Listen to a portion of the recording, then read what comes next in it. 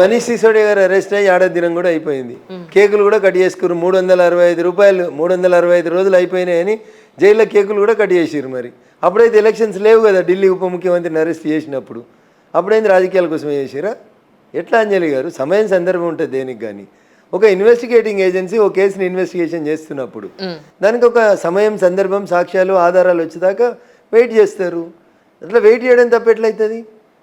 దాదాపు 12 సార్లు నోటీస్ ఇచ్చిర్రు కేజ్రీవాల్ గారికి రమ్మని చెప్పి, సమన్లు ఇచ్చిర్రు, మర్యాదపూర్వకంగా పిలిచిర్రు. అయ్యా మీరు ముఖ్యమంత్రి గారు రాజ్యాంగం మీద ప్రమాణం చేసిండ్రు, ఆ రాజ్యాంగాన్ని గౌరవించి రండి అని చెప్పినారు.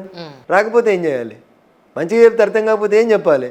పోలీసు వాళ్ళ భాషలు చెప్తారు, జర్నలిస్టుల భాష చెప్తారు, పోలీసు వాళ్ళ భాషలో చెప్తారు.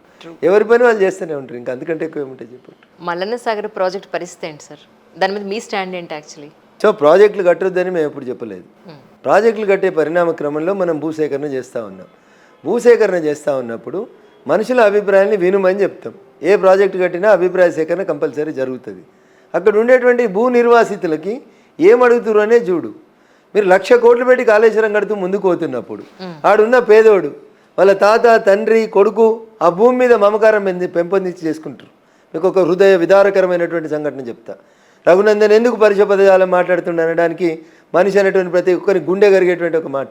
సార్, ఈ మల్లన్న సాగర్ కట్టేటువంటి పరిణామ క్రమంలో వేములగడ్డ అనేటువంటి ఒక ఊరిలో మల్లారెడ్డి అనేటువంటి ఒక రైతు తనకున్నటువంటి ఒకే ఒక ఇల్లు పోతుందని, ఆ ఇల్లుకు సరి అయినటువంటి నష్టపరిహారం ఇస్తలేరని, తన తండ్రులు తాతలు కట్టినటువంటి ఇల్లు, పల్లెటూర్లలో ఇల్లు ఇట్లా స్లాబ్లు ఉండే అంజలి గారు, వాటికి చెక్కలతోటి, కట్టెలతోటి, దూలాలు, వాసాలు, మొగురాలు అని ఉంటాయి.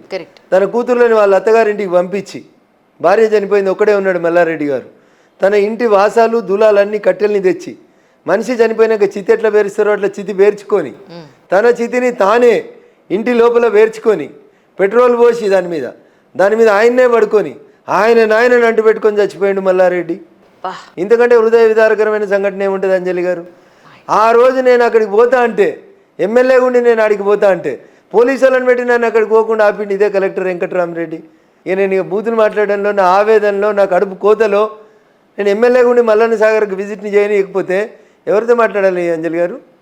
భాష మారుతుందంటే మారకపోతే ఏమవుతుంది? కడుపు గాలిలోని బాధ ఇట్లే ఉంటుంది అంజలి గారు.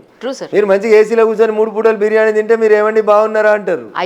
మేము ఎండలో తిరిగి కడుపు కాలుతున్న వాళ్ళం, జనం చప్పుడు చూస్తున్న వాళ్ళం, జనం ఏడుపు చూస్తున్న వాళ్ళం, జనం తరఫున వకాలతో ఉంచుకున్న వాళ్ళ మాట బరాబరి కడుపు కాలిన మాట ఇట్లే వస్తుంది. కడుపు నిండినోనికి కడుపు ఎండినోనికి మధ్యలో తేడా ఉంటుంది.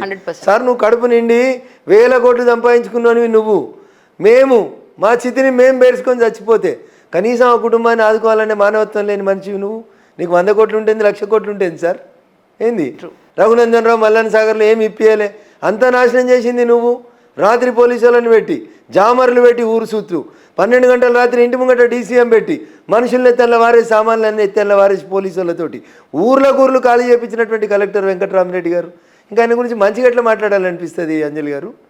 ఎందుకు మాట్లాడాలి మంచిగా? మమ్మల్ని ఏడిపించినావు, మా కళ్ళకి వెళ్ళి రక్తం కారుతుంటే మమ్మల్ని ఎత్తుకపోయి ఊరోతలు వారేసినావు. ఇది మా మల్లన్న సాగర్ ప్రజల గొంతుకు. రఘునందన్ రావు గెలిచిన తర్వాత సంతకాలు పెట్టనోళ్ళు, కోర్టు కోనోళ్ళు, ఇంకా మిగిలిపోయిన వాళ్ళు ఎవరైనా ఉంటే వాళ్ళకి చెప్పినట్టు 13 లక్షలు, 15 లక్షలు, 16 లక్షలు ఇదే వెంకటరామరెడ్డిని గెస్ట్ హౌస్లలో కూర్చోబెట్టి ఇస్తవా సస్తవా అని ఇప్పించిండు రఘునందన్. అందరికీ ఇప్పియలేకపోవచ్చు. సంతకాలు పెట్టనోళ్ళు, గవర్నమెంట్కి వ్యతిరేకంగా నిలబడి పోరాడిన వాళ్ళు, వాళ్ళందరికీ ఇప్పిస్తూ వచ్చినాం. ఇది మా గుండె కోత, మా ఆవేదన. ఇది వ్యక్తిగతంగా నాకేం వెంకటరామరెడ్డి తోటి గట్టు పంచాయతీ లేదు, ఆయన ఆస్తిలో నేనేమో అక్క అడిగినోని కాదు, గట్టు పంచాయతీ లేదు. కానీ ప్రతిపక్షాల నాయకులందరికీ కూడా మీరంటే ఎందుకంత కక్ష, ఎందుకు ఉన్నట్టు మాట్లాడేటోడు ఊరందరికి శత్రువు అవుతాడు. నిజం మాట్లాడొద్దు, నిజం మాట్లాడద్దు. మీరు వచ్చిరనుకోరా, మీరు చాలా బాగున్నారండి, అందంగా మాట్లాడుతున్నారని పోడితే మీకు నచ్చుతుంది. నీకు ఏం ప్రశ్నలు అడగడానికే రాలేదన్నా అనుకోర్రి, మీరేమనుకుంటారా వీడిని మళ్ళీసారి ఇంటర్వ్యూ చేయొద్దు అనుకుంటారు. సో ఉన్నట్టు మాట్లాడిన అనుకోరు, ఎవరికైనా నచ్చుతుందా? మీ గురించి చెప్తున్నాను, జనరల్ విషయం చెప్తున్నాను. ఉన్నట్టు మాట్లాడితే ఊరందరికి శత్రువు. ఇప్పుడు కేసీఆర్ గారు 10 ఏళ్ళు తెలంగాణ ఉద్యమం చేపించి మమ్మల్ని గల్లీలో ఒక పాట పాడిపించిండు, జయ జయ హే తెలంగాణ జననీ జయ కేతనమని. ఇదేంటి అంటే రేపు తెలంగాణ వచ్చినాక జనగణమన లెక్క మనం దీన్ని రాష్ట్ర గీతం చేద్దాము అన్నాడు. రఘునందన్ రావు ఎమ్మెల్యే అయిపోయే కంటే ముందు 7 సంవత్సరాలు అసెంబ్లీలో ఎవ్వరు కూడా సార్ మరి మన రాష్ట్ర గీతం ఏంది, జయ జయ హే తెలంగాణ జననీ జయ కేతనం, మన రాష్ట్ర గీతం ఎందుకు కాదు సార్ అని ఒక ఎమ్మెల్యే అడగలే.